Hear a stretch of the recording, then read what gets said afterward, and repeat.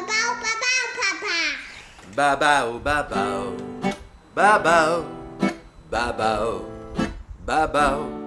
Eines Morgens, da war ich am Hoste. Corona, adios, goodbye.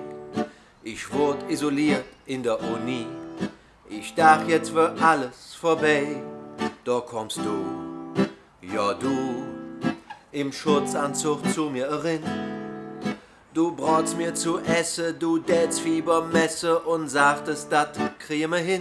Oh Schwester Katrin, ich war alt verloren. Doch dann sah ich dich, oh Schwester Katrin, schon fast die gefroren. Jetzt neue Bohre durch dich. Ich will nicht mehr am Leben, so schlecht war mein Befund.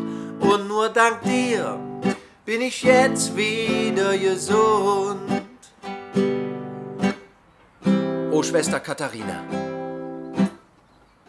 du und deine Kollegin, ihr habt nicht nur mich gerettet. Nein, auch die Helga, den Willi, dat Lisbeth und der Fritz. Und dummerweise auch mein Nachbar, der fiese Möb.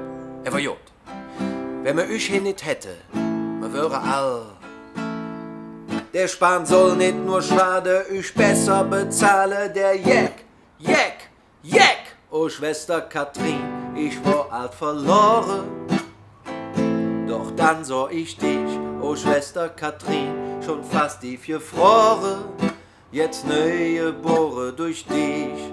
Ich will nicht mehr am Leben, ja so schlecht war mein Befund. Und nur dank dir bin ich jetzt wieder gesund. Wow, Schwester Katrin. Danke, Schwester Katrin.